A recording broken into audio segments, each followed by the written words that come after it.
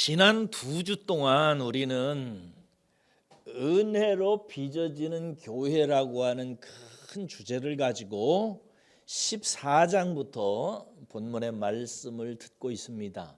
14장 1절에서 12절까지 무슨 말씀이었는지 기억하고 계십니까?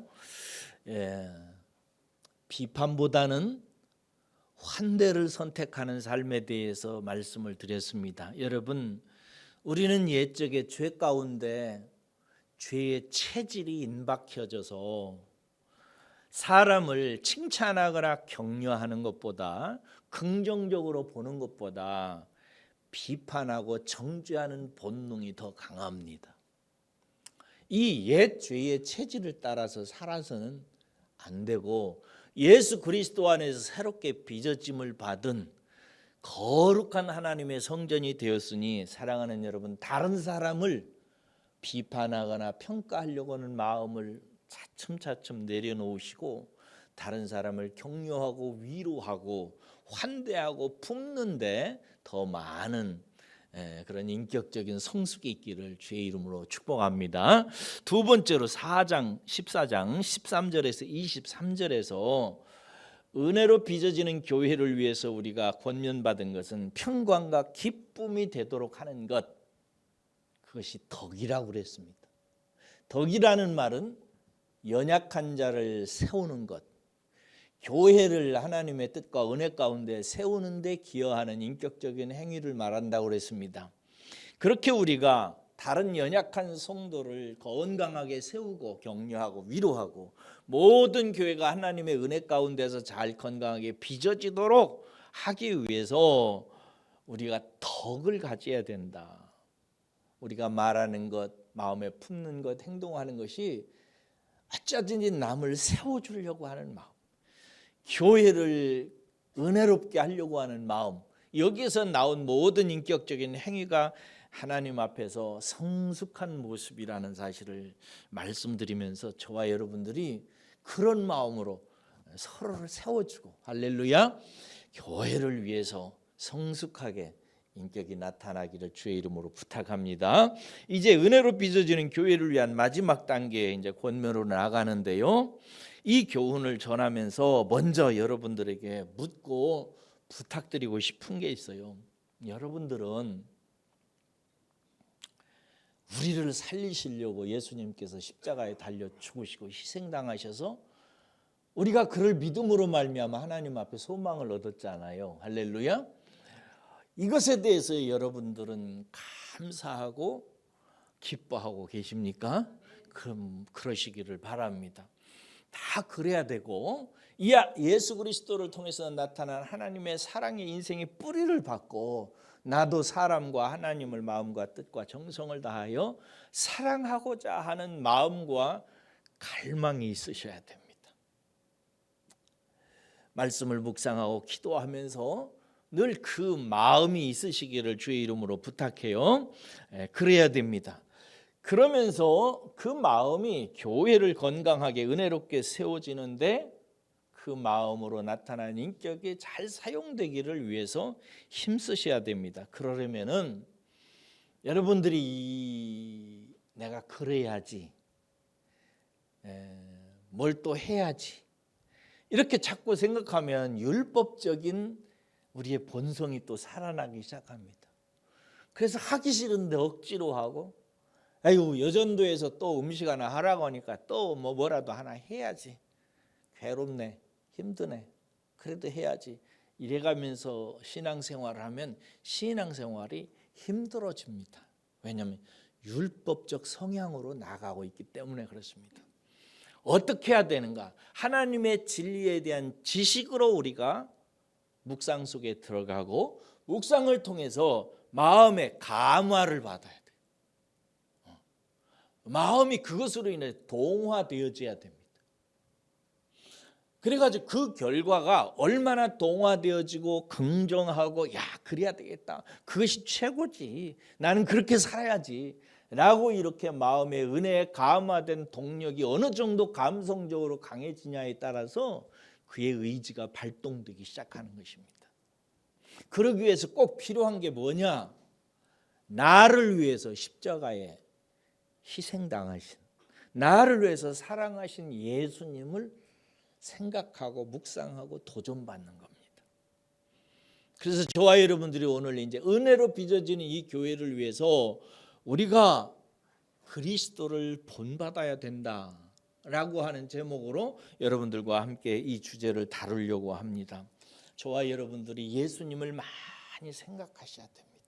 우리의 소망은 예수님입니다. 믿습니까? 우리의 선생님도 예수님이고, 우리의 모델도 예수님이고, 우리의 마음을 고치는 분도 예수님이시고, 우리를 성숙시켜 주시는 분도 예수님이세요. 이 예수님이 우리의 전부입니다. 이 예수님을 잘 들여다보고 생각하는 만큼 내 마음이 감화받아요. 마음이 얼마나 감화받느냐에 따라서 내 행동이 바뀌는 거예요. 이걸 이제 변화, 성숙, 성화라고 이렇게 얘기하는 것입니다. 오늘 그래서 예수님에 대한 한 3가지 모습을 우리가 마음으로 받아들이면서 여러분들이 감화를 좀 받았으면 좋겠어요. 첫째로 예수님의 모습을 우리가 하나 봐야 되는데, 예수님은 교회가 은혜로 빚어지게 하기 위해서 무슨 마음을 갖고 있었냐면요, 예수님은 자기의 기쁨을 추구하지 않으시는 분이셨습니다. 이제 예수님이셨어요. 바울은 1절을 보세요. 믿음이 강한 우리가 마땅히 믿음이 약한 자의 약점을 담당하고 자기를 기쁘게 하지 말아야 한다라고 이렇게 얘기해요. 여기서 담당한다는 말의 뜻은 뭐냐면 뭔가 무거운 것을 대신 치고 옮기는 수고를 말합니다. 마땅히 일해야 된다는, 그러면서 그 대표적인 예로 바울은 3절에서 그리스도께서도 자기를 기쁘시게 하지 아니하셨다라고 얘기합니다. 또 시편 69편 9절을 인용하는데요, 주를 비방하는 자들이 비방이 주께 미쳤다는 말씀을 하고 있는데, 이 말이 뭐냐면 예수님의 하나님의 영광을 위하여 우리의 짐을 대신 지는 수고, 이걸 담당하기 위해서 세상 사람들의 멸시와 조롱을 온몸에 직접 받으시고 우리가 감당해야 될 수고를 짊어지시고 죄의 짐을 옮겼다는 뜻이에요. 이것을 하기 위해서 예수님은 자기의 기쁨을 추구하지 않으셨다. 자기 기뻐서 한 일이 아니라 이거예요. 하나님을 기쁘시게 하고 우리에게 기쁨을 얻게 하기 위해서 하셨다는 거예요. 그래서 예수님이 이 타인을 기쁘게 하려고 하는 이 예수님의 마음, 내 기쁨보다 다른 사람을 기쁘시게 하려고 하는 마음, 이 마음을 여러분들이 많이 묵상을 하시기를 주의 이름으로 부탁을 드립니다. 여러분, 우리는 본능적으로 내 기쁨을 추구합니다. 그렇죠? 이게 이제 죄 가운데 아주 체질화되어진 자기중심적인 삶인데요. 그래서 성숙이란 무엇인가? 내 기쁨을 넘어서 다른 사람을 기쁘게 하려고 하는 마음이에요. 이게 성숙한 사람의 인격적인 변화의 내용입니다. 여러분, 우리는 다 어렸을 때는 어린아이가 하나님께서 되게 하셨고요, 차츰차츰 성년이 되게 하고 어른이 되게 하나님이 만드셨습니다. 그래서 모든 인생은 처음에는 어린아이로 시작했다가 청소년기, 청년기, 장년기를 거치고 마지막 노년기에 자기 모든 것을 다 하나님께 드리고 마칩니다. 그런데 여러분, 어렸을 때는 다 자기의 기쁨을 추구합니다. 사탕 하나만도 오직 자기 것이라고 생각하고 자기만 기쁘려고, 자기만 맛있으려고, 먹으려고 그렇게 챙깁니다. 철이 안 들었을 때도 저기 청소년기에도 자기 즐거워하는 것, 자기 좋아하는 옷, 자기를 기쁘게 하는 음악, 자기를 기쁘게 하는 시간을 가지려고 몸부림칩니다. 그러나 자라면서 서서히 바뀌어지게 되는 게 있습니다. 그래서 부모가 될 때쯤에는 사람이 어떻게 바뀌느냐면요, 자기 자식을 위해서 자기의 기쁨을 기꺼이 희생합니다. 열심히 벌어서 정말 힘들게 벌어가지고 자기 자식이 옷을 사주고 자기 자식이 좋아하는 아이스크림 사서 입에 넣어주고 공휴일 날이면 피곤해서 집에서 좀 쉬고 싶을 텐데 아이를 데리고 놀이동산 같은 데 가가지고 하루 종일 다 큰 어른이 놀이동산 가서 뭐가 좋겠어요. 피곤만 밀려와서 밤중에 지쳐 쓰러지죠. 그런데도 불구하고 자기의 아이를 기쁘게 해주고 싶어서 타인의 기쁨을 위해서 자기를 희생하기 시작합니다.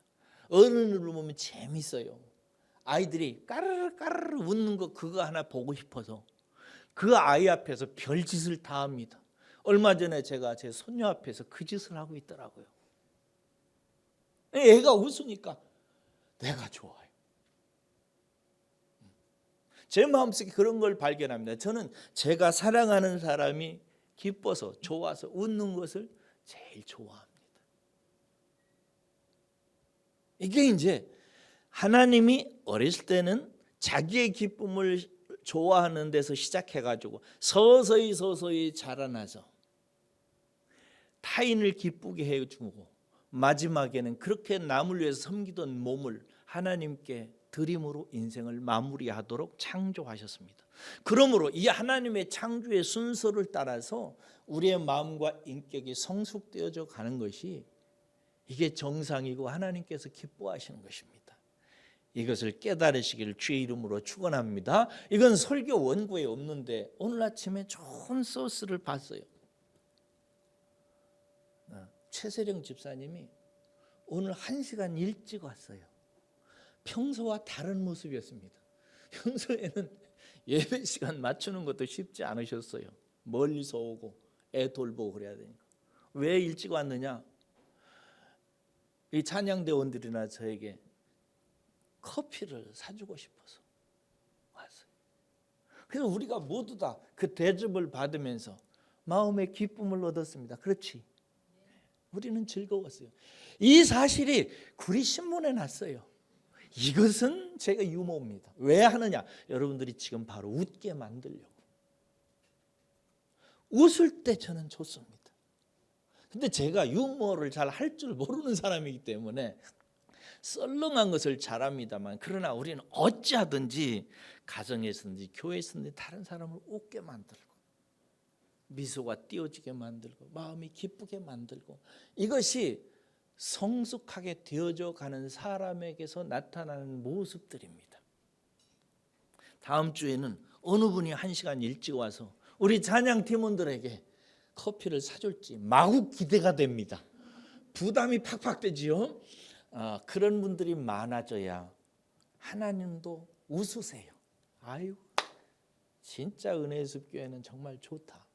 우리 그런 교회 만들어 가시는데 서로 협조하십시다. 이런 부모가 있는 가정이 기쁨이 넘칩니다. 아내를 기쁘게 해주려고 하는 남편이 있을 때 그 가정이 행복해집니다.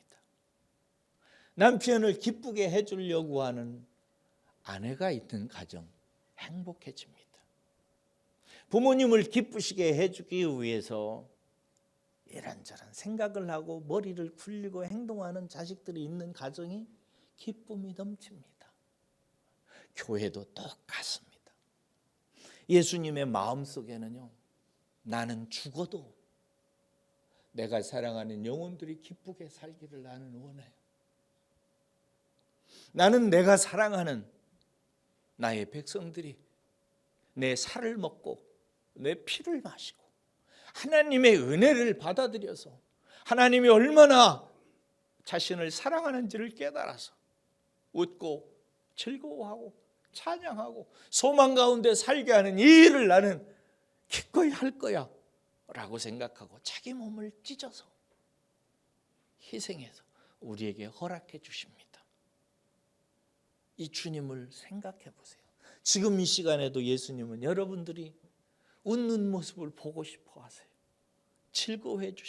즐거워하기를 기다리고 계십니다. 사랑하는 여러분, 우리 예수님 많이 마음에 생각하면서 서로를 기쁘게 해주는 그런 성도님들 되십시다. 할렐루야. 예. 하나 더 생각할 것은 5절에서 7절 보세요. 예수님은요, 그리스도께서는 성경의 목적인 하나님의 소망 안으로 우리 모두를 받아내시는데 힘을 쓰셨습니다. 다시 한번요.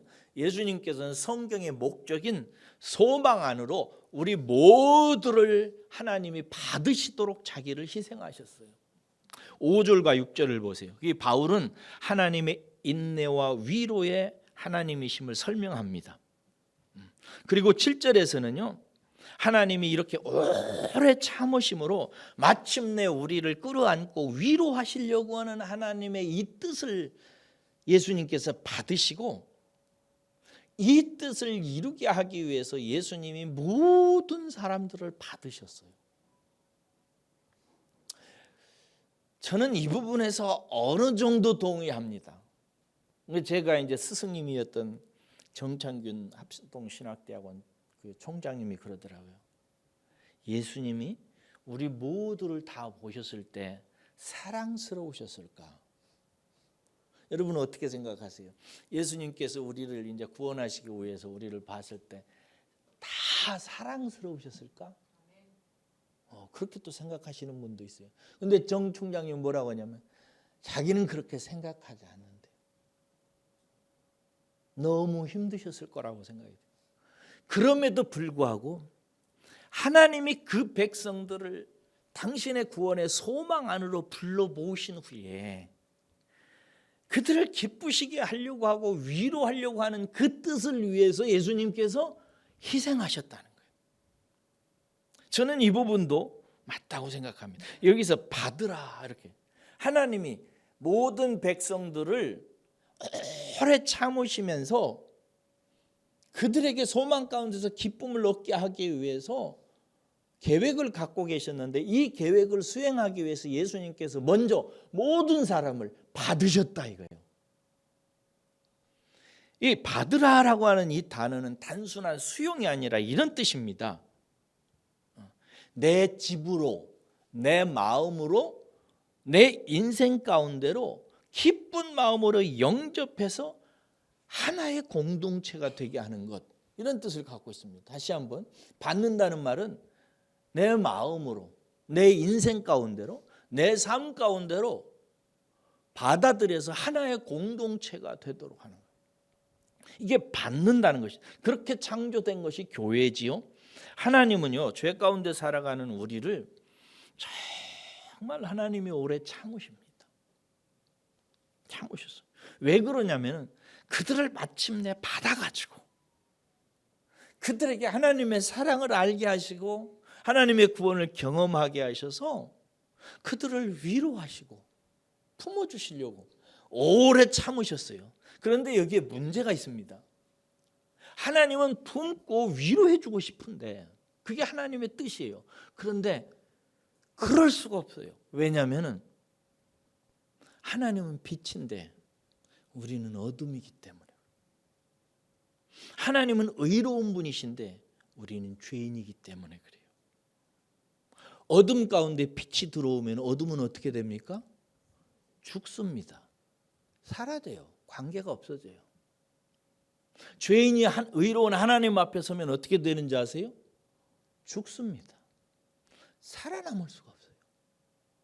그러니까 하나님이 직접 당신의 영광스럽고 의로운 빛으로 인생 가운데 하나님이 만약에 사람 눈에 보이도록 나타나면 사람은 즉사합니다. 우리는 그것을 이제 성막을 통해서 많이 배웠죠. 성막 안으로 만약에 죄인이 들어가면 어떻게 돼요? 즉사해 버립니다. 그래서 하나님이 우리 가운데 직접적으로 나타나시면 안 돼요. 그냥 속으로 하나님은 안타까우신 거예요. 내 백성, 나를 떠나서 고생하고 수고하는 내 사랑하는 아들과 딸들을 다시 품으시고 그들을 위로하여 주셔서 하나님의 사랑 가운데 그들이 기뻐하게 만들고 싶으신 거예요. 그렇게 하기를 하나님은 원하셨어요. 그런데 그 일을 예수님께서 하셨어요. 그래서 당신이 하나님의 기뻐하시는 자들을 다시 품고 위로하시게 하기 위해서 하나님께서, 예수님께서 자기의 보좌를 버리시고 이 세상에 오셔서 우리들이 하나님 앞에 안기지 못하는 이유, 이 죄의 문제를 다 해결하셔서 다시 하나님께서 우리를 품으시고 위로하시고 만지도록 하나님 예수님께서 다 일을 해결하셨어요. 이 진리를 이해하시고 믿으시기를 축복합니다. 이것이 하나님의 간절한 열망이었어요. 그래서 우리를 감화시키려고 바울이 오늘 끝부분 12절에서 13절 보세요. 여기 이사야서 10장 10절에 이제 예언을 인용하는데, 이새의 뿌리 곧 그리스도께서 열방의 소망으로 나타나실 때에 하나님은 얼마나 기뻐하셨는지 모릅니다. 왜 그러냐면은 유대인뿐만 아니라 버려졌던 우리 이방인도 하나님께서 다시 품으실 수 있게 된 소망, 이 소망의 잔치가 이 아들을 통해서 곧 벌어질 것을 내다보시면서 하나님은 이새의 뿌리에서 당신의 아들이 나타나게 되는 것을 보면서 하나님은 이미 크게 영광을 받으십니다. 하나님은 너무 기뻐하셨어요. 여러분, 우리는 이렇게 하나님의 오래 참으심 가운데서 하나님의 구원의 소망의 대상자가 되었고, 인내의 대상자가 되었고, 아들 십자가의 희생을 통해서 다시 하나님께 안겨져서 하나님의 위로와 기쁨을 얻게 된 사람들이 되었습니다. 사랑하는 믿음의 가족 여러분, 이것을 기억하세요. 그렇게 해서 우리가 예수님을 통해서 하나님께 다시 받아들여졌다는 사실을. 따라서 하겠습니다. 나는, 크게 하세요. 나는 하나님께 받아들여졌다. 하나님은 나를 받으셨다. 네, 하나님은 우리를 받으셨습니다. 그러므로 사랑하는 여러분, 기뻐하십시오. 즐거워하셔야 됩니다. 사실 여러분들의 인생의 모든 문제는 다 풀렸습니다. 기뻐하고 즐거워하고, 어렵고 힘든 일이 있어도 그것은 잠시 있다가 사라지는 안개와 같고, 잠시 비바람 불고 거치는 폭풍과 같은 것이어서 그것이 지나고 나면 여전히 나는 하나님의 아들로서 하나님의 영광과 위로 가운데 있게 된 존재라는 사실을 늘 믿으시기를 주의 이름으로 축원합니다. 그렇게 하나님은 우리를 받으셨단 말이에요. 예수 그리스도 안에서. 이 받으시는 일을 하기 위해서 예수님도 온 마음으로 우리를 받아들이셨어요. 그러므로 사랑하는 여러분, 우리를 그 죄 가운데 죄장아찌 된 우리를 사랑의 품으로 받으시고 받으신 예수님의 그 성품을 우리도 마음으로 받아들이고 우리도 서로 온 마음으로 받아들이십시다. 우리 교회 공동체 안에서 우리는 서로 다를 수 있어요. 미소야, 우리 성도들 안에서 네 스타일이 있지, 좀 맞는 사람이 있지, 그렇지?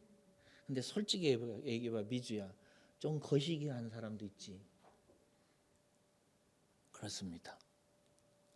말을 해보면 잘 통하는 사람도 있고, 참 괜찮다는 사람도 있고, 아유 저 사람은 왜 저래? 안 맞는 사람도 있고. 그렇습니다. 그래서 우리는 모든 대인관계에서 내가 좋아하고 잘 맞는 사람하고는 가까이 지내고, 좀 거시기한 사람은 잘 안 만나고 멀리합니다. 그런데 기억하십시오, 여러분. 여기 있는 모든 사람은 하나님이 오래 참으심으로 꿈꾸셨고, 그 오래 참으면서 받아들이려고 소망하셨던 일을 위해서 예수님께서 자기의 몸을 찢으시고 희생하셔서 마침내 예수님과 하나님 품에 안긴 사람들입니다. 여기 있는 모든 사람들은 하나님이 안으셨다면 우리도 안고 받아들여야 되지 않을까요?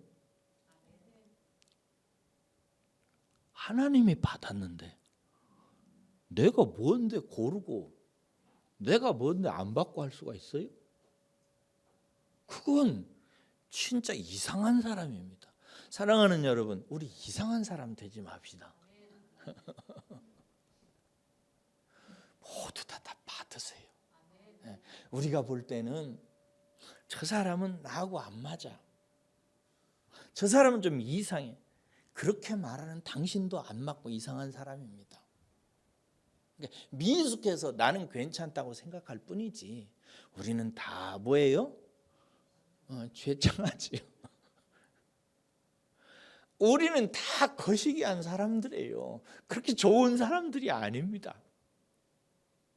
자기만 그렇게 생각할 뿐이지 어떤 사람은요 만나기도 싫어하는 게 나입니다.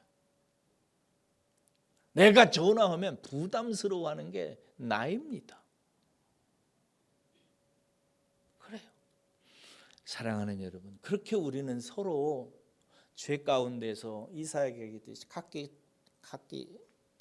제 길로 가가지고 각기 제 성질, 각기 제 재능, 각기 성격을 다른 걸 가지고 이상하게 된 사람들이에요. 이것을 예수님께서 다 큰 품으로 품으셔가지고 당신의 몸이 되게 하셨어요. 할렐루야. 몸이 되게 하셨기 때문에 하나님이 받으셨기 때문에 우리 모두 다 그렇게 받으시기를 주의 이름으로 축원합니다. 그러십시오. 저는 어떠한 경우에도 여러분들을 받을 겁니다. 실제 그렇게 할지는 모르겠어요. 그러나 마음으로 아예 결정을 했습니다. 저는 여러분들이 나를 미워하든 나를 버리든, 아니 여러분들이 어디서 사기쳐가지고 뉴스에 나왔든, 아니 여러분들이 이상한 짓을 해가지고 신문에 났든 어떻든 여러분들은 제 믿음의 가족이고 저는 여러분들 편일 것이고 여러분들을 포기하지 않을 것입니다. 여러분도 옆에 있는 분들을 그런 마음으로 받으시기를 주의 이름으로 축원합니다. 혹시 이정우 목사가 사기쳐가지고 어느 날 신문에 대문짝처럼 나와서 평소에 이런 줄 알았던 이 목사가 공금 횡령이 됐다, 10년 구형 받았다 이러거든. 여러분 어떻게 할래요? 나 기쁨 이 은혜의 숲교회 안 나올래, 아이 속았네, 딴 데 떠날래요? 그냥 계세요. 저는 원래 그런 사람입니다. 저는 돈 좋아하는 사람이에요. 저는 악한 사람입니다. 저는 위선적인 사람이에요. 저는 진실하지 않습니다. 저는 더러워요. 제 속을 여러분들이 알면 이 자리에 남아있을 사람이 하나도 없어요. 누가 증언하느냐? 내가 증언하고 나를 잘 아니까 내 하나님이 아십니다. 그래서 이런 설교할 자격도 없는 사람들입니다. 다만 예수 안에서 할 뿐입니다. 그런 나를 품으신 예수님, 그런 나를 위해서 희생하신 예수님 때문에, 그 예수님이 저보고 너는 말씀을 잘 연구해서 내가 부른 사람들에게 이 진리를 가르쳐라 하기 때문에 하는 것일 뿐입니다. 저는 자격이 없는 사람입니다. 그러니까 나중에 제가 어떤 짓을 하더라도 저를 품어주시면 감사하겠나이다. 별로 아멘을 안 하네. 다음 단계, 그리스도께서는 이렇게 해서 모든 열방으로 하나님께 영광을 돌리게 하셨습니다. 8절에서 11절을 보세요. 이렇게 품으셔가지고요, 마침내 그 품은 모든 열방이 감사해가지고 하나님 앞에 막 영광을 돌리게 하셨다는 거예요. 거기 보세요. 바울은 우리를 받기 위해 종이 되신 것을 거론합니다. 친히 할례의 추종자가 되셨다고 이렇게 돼 있는데 이 번역이 조금 강조를 심하게 했습니다. 추종자라기보다 예수님께서 추종하셨다 율법을, 그렇지는 수종자라고 번역하는 것이 다른 성경에도 그렇게 했습니다만은 적절하다고 보여집니다. 우리의 죄를 깨닫기 위해서 주신 율법 아래로 아무 죄도 없는 예수님께서 율법을 성취하는 수종자의 자리로 내려오셨다는 거예요. 예수님은 여러분 율법에 대해서 이미 죽은 분입니다. 맞죠? 율법과 상관이 없는 분이에요. 율법을 지킬 필요도 없고 알 필요도 없는 분이에요. 하나님이세요. 그분이 무엇 때문에 율법 아래에 들어오셔야 되겠어요? 율법 한 구절도 예수님에게 들이댈 수 없어요. 그분은 하나님이세요. 그런데 그분이 친히 자신과 아무 상관도 없는 율법의 수종을 들기 위해서 율법이 주인이 된 거예요. 율법의 종이 된 거예요, 예수님이. 그러기 위해서 사람의 몸을 입고 오셔서 율법을 주인처럼 모시면서 율법 주인님이 하라는 대로 모든 것을 다 하셨어요. 그래서 율법의 1.1획도 어긴 것이 없다고 성경은 말하고 율법에서 완전하게 율법을 다 지켰다고 얘기해요. 여러분, 예수님도 사람으로 오셨어요. 우리와 성정이 똑같습니다. 그런데 그분은 우리처럼 율법을 가볍게 여기지 않고 이것 어기면 나도 죽고 내가 구원할 백성들도 죽을 것을 아셨기 때문에 율법을 다 지키십니다. 여러분, 얼마나 힘드셨을까요? 여러분들도 율법 지키려고 노력해 보셨을 거예요. 얼마나 힘드셨을까요? 그래서 예수님의 마음속에는 율법을 주인님으로 모셨어요. 그리고 자기는 종이 돼서 주인님을 수종하는 자의 자세로 율법의 명령 앞에 아멘하고 따르고 순종하고 복종했어요. 왜 그랬는가? 이게 중요한 거예요. 왜 그랬는가? 바울은 유대인뿐만 아니라 율법 밖에 있는 유대인에게도 하나님의 긍휼을 입고 하나님이 받으실 수 있게 하기 위해서 그렇다는 논리를 핍니다. 이 이유를 이제 저는 여러분들에게 로마서 강의를 통해서 이미 많이 말씀드렸습니다만, 여러분 저를 보세요. 우리는 이방인이었습니다. 그렇죠? 우리는 율법 몰랐어요. 그런 거 있는지 몰랐어요. 우리의 양심이 율법인지도 몰랐어요. 그냥 그러면서 너 양심대로 살아 이래요. 자기도 양심대로 안 살면서. 너 양심 있냐? 자기도 그러면서. 우리는 율법이 왜 우리에게 있는지도 몰랐어요. 율법을 어기면 어떻게 되는지도 몰랐어요. 양심을 따라 살지 않고 있다가 나중에 어떤 결과를 받게 될지도 우리는 상상도 못했어요. 그런 우리가 하나님 앞에 다시 품에 안겨서 천국에 가려면 방법이 없어요. 하나님이 내신 유일한 방법은 뭐냐? 율법을 완벽하게 다 이루는 한 인간을 통해서 그가 이룬 모든 율법의 의를 우리도 덧입도록 하는 방법 외에는 없어요. 이해하시겠어요? 그래서 예수님을 보내주셔가지고 예수님이 모든 율법을 다 이루어가지고 하나님 앞에서 율법의 어떤 명령도 예수님을 공격할 수 없게 만든 후에 그 예수님의 생명으로 십자가로 그를 믿는 우리를 예수님의 몸이 되게 하셨어요. 예수님의 몸이 되게 하시면 예수님이 지옥에 가면 우리도 예수님과 함께 지옥 가는 것이고요. 예수님이 천국에 가면은 우리도 천국 가는 것입니다. 예수님이 하나님 품에 안기면 우리도 하나님 품에 안기게 만들어졌고요. 만약에 예수님이 사탄에게 안기게 되도록 되면 우리도 안기도록 예수님과 하나가 되게 하셨습니다. 그런데 그 예수님이 율법의 모든 명령을 다 이루시고 우리를 위해서 사망의 대가를 다 치르시고 그를 믿는 우리를 하나님께서는 성령의 하나 되게 하는 줄로 묶어서 그리스도와 하나 되게 하셨습니다. 그리고 하나님은 예수 그리스도를 당신의 아들로 받아들이셔서 부활시키셔서 하늘과 땅의 모든 권세를 다 얻게 하셔서 그와 함께 우리도 그의 형제로서 하나님의 나라의 유업을 이을 자로 하나님께서 우리를 그와 붙여놓으셨습니다. 할렐루야.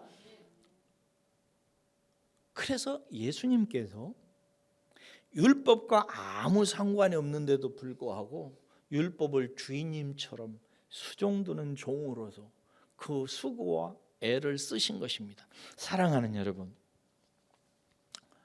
교회의 최고의 가치는요, 그러므로 예수 그리스도의 섬김을 통해서 예수님이 그렇게 하나님의 뜻을 이루어서 하나님을 기쁘시게 하고 영광을 돌린 것처럼 교회의 가치가 어디 있느냐?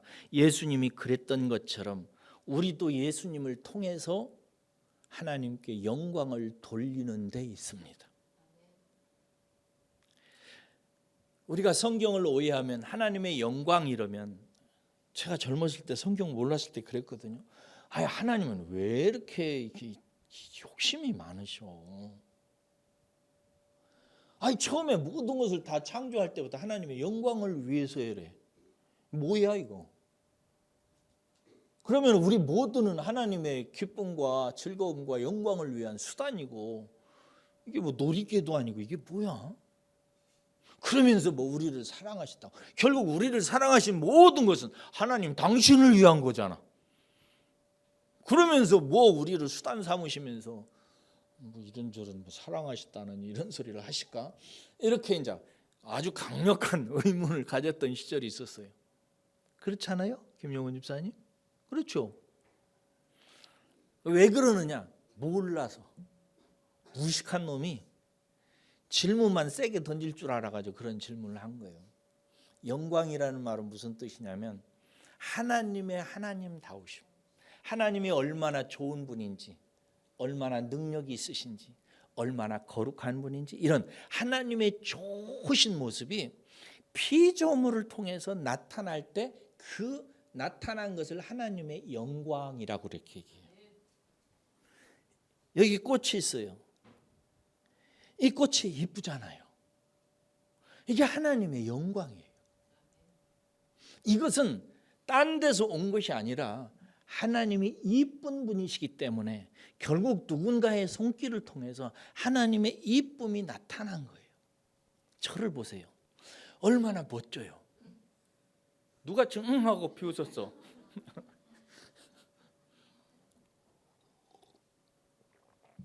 여러분, 제가 그 모진 고난과 젊은 시절의 방황을 통해서 한 사람의 목회자가 되어가지고 이렇게 여러분들에게 영원한 진리, 생명의 진리를 전한 것은 얼마나 멋집니까? 그렇죠? 기적입니다. 저는 세상에 저 같은 것이, 저는 윤선영 권사님이 그런 직분을 받을 수 있다면 나는 이해해요. 근데 제가 이런 일을 할 수 있다, 이건 이해가 안 돼요. 한 3년, 4년 최세령 집사님이 우리 교회 나온 지가 몇 년 됐어요? 10년이요? 에? 벌써 10년 됐어요. 내가 난 지금 한 3년 된 것 같다 그래 생각했는데, 저렇게 10년쯤 되니까 자기 자식도 아닌데 민규를 돌보고, 요새 최세령 집사님 많이 칭찬하네. 교만하지 마세요. 민규를 데리고 주일날 오후에 놀이터도 다니고 피자도 사주고 짜장면도 사주고, 주일날 아침에 1시간 일찍 와서 커피도 나눠주고, 이렇게 자라났어요. 얼마나 멋져요. 그렇죠? 근데 누가 했어요? 최세령 집사님, 교만하지 말라는 말이 이 말이에요. 저것은 하나님이 하신 일이에요. 하나님이 저런 사람으로 바꿨어요. 고난과 연단 가운데. 그래서 최세령 집사님의 저 모습은 하나님의 영광이에요. 그리고 최세령 집사님이 그렇게 나타난 하나님의 하나님다우심이 나타난 나의 어떤 모습을, 이것은 내게서 나온 것이 아니라 하나님이 이루신 것입니다 라고 하나님께 그 모든 덕을, 영광을 하나님께 올려드릴 때 하나님은 그것을 영광을 받으셨다 이렇게 얘기하는 거예요. 하나님이 영광을 위해서 만물을 창조했다는 것은 무슨 뜻이냐면 하나님의 위대한 능력과 아름다움과 거룩함과 인내와 자비와 이런 모든 하나님의 다우심이 피조물, 꽃과 나비와 하늘과 바다와 물과 모든 것들과, 그리고 특별히 하나님의 인격적 형상으로 지음을 받은 인간을 통해서 나타나도록 하나님께서는 일하시고, 그 나타난 것을 우리는 하나님의 영광이라고 그러고, 그 영광이 하나님께 올려지게 될 때 하나님은 그 영광을 기쁘게 받으세요. 그래, 이게 내가 만들려고 했던 거야. 나는 이것을 보고 싶었어 라고 말하면서 영광을 받으세요. 그러니까 영광을 받으시려고 만물을 창조하시고 아들을 보내시고, 아들을 통해서 하나님 앞에 찬양하게 하시는 하나님은 좋으신 하나님이에요? 나쁜 하나님이에요? 욕심이 많은 하나님이에요? 자기만 아는 하나님이에요? 아니에요. 자기의 좋으심을 통해서 만물을 유익하게 하시는 놀랍고 위대하고 거룩하신 하나님이십니다. 할렐루야.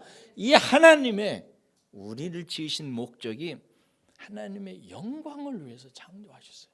그러니까 우리들은 하나님의 영광을 위한 인생을 살아야만 되지 않겠습니까? 이게 교회의 목적이에요. 그리고 저와 여러분들을 하나님께서 부르신 이유예요. 성경에 이런 말씀이 있습니다. 이사야서 43장 7절에 내 이름으로 불려지는 모든 자, 이게 여러분들을 말합니다. 여러분들은 하나님께서 하나님의 그 아들의 이름으로 부르신 거죠. 내 이름으로 불려진 모든 자, 곧 내가 내 영광을 위하여 창조한 자를 오게 하라. 내가 그를 지었고 내가 그를 만들었느니라. 이렇게 되어 있습니다. 하나님이 예수 그리스도 안에 여러분들을 오게 했다고. 하나님 앞에 이 사람들을 이제 내게 오게 해라. 왜 내가 이들을 만들었는지 아느냐? 내 영광을 위해서 만들었다. 그러므로 사랑하는 여러분, 이 하나님의 영광을 나타내게 하기 위해서 자기 몸을 희생하신 분이 예수님이세요. 이 영광이 하나님 앞에 올려지려면 저와 여러분들이 죄가 씻어져야 되고, 저와 여러분들이 성격이 변화되어져야 되고, 여러분들의 인격이 변화되어져야 돼요. 여러분들의 성령님의 인도하심을 받아서 생각이 바뀌고 감성이 바뀌고 의지가 바뀌어서 하나님의 창조의 목적을 따라서 아름다운 것으로 하나님 앞에 올려져야 돼요. 그러기 위해서 예수님은 자기 몸을 찢으신 거예요. 자기를 버리신 겁니다. 자기를 다 희생하셨어요.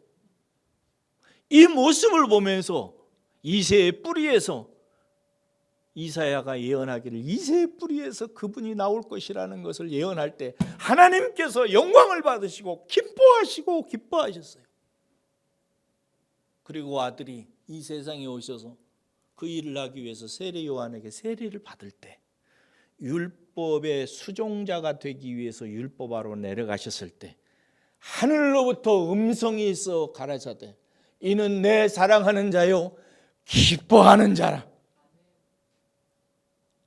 말씀하셨어요. 그렇게 예수님이 하나님께 영광을 위해서 자기 자신을 드려서 하나님을 기쁘시게 드렸기 때문에 그렇게 희생의 결과로 구원을 받은 우리들의 최종적인 가치는 어디 있는가? 우리 한 사람 한 사람이 얼마나 자기 자신의 인생의 목적과 결과를 하나님의 영광에 두고 살아가느냐에 결정납니다. 나중에 하나님 앞에 갔을 때 저는 쪽바가지 같은 면류관을 얻을지 모르겠습니다만 여러분들은 큰 면류관 얻으십시오. 그것은 어디에서 오는가? 우리가 얼마나 하나님의 영광을 나타냈는가 하는 데서 나옵니다. 예수 그리스도가 십자가에 죽으심이까지 하면서 하나님의 영광을 나타내도록 새로 피조된 우리가 그 예수 그리스도의 은혜를 생각하면서 성령님을 의지하면서 나로서는 하나님의 영광의 도구가 될 수 없음을 절감하고 성경을 묵상하며 감화받고 성령님께 기도하며 감화받아서 인격이 변화되어서 하나님 앞에 얼마나 영광을 돌리는 사람이었는가 하는 데서 우리의 인생의 평가가 떨어져요. 그리고 그런 사람들이 얼마나 있느냐 하는 것이 우리 교회의 가치예요. 저는 우리 교회가 그런 교회로 차츰차츰 나아가시기를 주의 이름으로 축원합니다. 간증 하나 드리고 마칠게요. 제 간증이 아니라 저와 함께 공부했던 한 목사님 간증이에요. 이 목사님은 청년기 때, 방황기 때 인생이 어디서 와서 어디로 가는지를 몰라서 헤맸대요. 정말 이런 갈망을 가진 젊은이가 얼마나 귀한지 모릅니다. 대체 인간은 어디서 와서 어디로 가는 걸까? 인생이란 뭘까? 이런 고민이요. 이것 때문에 막 방황했대요. 저도 그랬어요. 그러다가 어느 날 어떤 사람이 옆에 찾아와서 그에게 이야기를 해주기 시작했고 그 이야기를 듣고 그 사람이 모인 단체에 갔대요. 어디였을까요? 박옥수 계열의 구원파 이단이었습니다. 그 갈망, 너무나 소중한 그 열망이 사탄의 소나기로 들어간 것입니다. 그냥 영원히 망하게 된 거예요. 여러분, 길거리에서 도를 아십니까? 이러거든. 네 나라라 하고 따라가지 마세요. 상대도 하지 마세요. 그런 사람들이 많습니다. 거기서 한 10여 년을 이분이 지내면서 살았어요. 그러던 어느 날이었어요. 자기 곁에 누가 왔어요. 그래가지고 와가지고 사귀면서 은혜의 복음을 알게 했어요. 은혜의 복음을 가만히 같이 배우다 보니까, 성경을 함께 배우다 보니까 박옥수의 구원론이 가짜요 이단이라는 사실을 알게 됐어요. 그리고 바울을 통해서 나타난 하나님의 은혜 안에 들어갔고, 하나님은 그를 덥석 안으시고 그에게 은혜를 쏟아 부어주시기 시작하셨어요. 그가 성경을 묵상하고 생각하고 울며 성경의 깊은 생각, 그 뜻 속에 들어가기 시작하고 성령께 기도하게 했을 때 그를 막 감화시키셨어요. 그래서 이분이 내가 정말 살았구나, 정말 하나님께서 한 형제를 나에게 보내주셔서 은혜의 복음 앞으로 나를 불러주지 아니하였으면 내가 어떻게 되었을까? 내가 지옥에 떨어져서 하나님의 영원한 저주 가운데 살게 될 것을 생각하니까 너무너무 다행인 거예요. 너무너무 감사한 거예요. 그래가지고 막 맨날 찬양했대요. 맨날 감사하고 막 하나님 어쩌면 좋냐고, 막 너무 고맙다고, 나 살려주셔서 감사하다고, 아유 이분을 내게 보내주신 것이 내 인생의 막 최고의 은혜라고 이래가지고 그 형제를 스승님이라고 말하면서 그에게 막 밥도 대접해드리고 막 그에게 막 선물도 드리면서 스승님이라고 부르면서 배웠대요. 그러던 어느 날 하나님께서 성령을 주셔서 네가 배운 것을 잘 체계적으로 더 갖춰가지고 네가 목사가 되라, 신학을 해라 라고 하는 소명을 받습니다. 그래가지고 늦은 나이에, 50이 넘은 나이에 신학교에 들어오셨어요. 그러면서 얼마나 공부를 열심히 하시고 기도를 하시는, 저보다 훨씬 훌륭해요. 그럼 매일 밤마다 그 합동신학대학원 뒤에 있는 산에 올라가서 기도하시고 그러죠. 그리고 나서 지금 목회하세요. 정말 잘하세요. 훌륭하신 분이에요. 인생이 바뀌었어요. 자기를 위해서 사는 인생이 아니라 하나님의 영광을 위해서 사는 인생으로 바뀌었어요. 이 사람을 우리는 하나님의 아들이라고 부르고, 이렇게 사는 이 인생을 하나님의 아들들의 인생이라고 부르고, 이 사람의 삶을 하나님의 영광이라고 부르고, 이 아들이 엎드려서 하나님, 이 모든 것이 하나님의 은혜입니다, 하나님 감사합니다, 사도 바울이 얘기했듯이 나의 나된 것은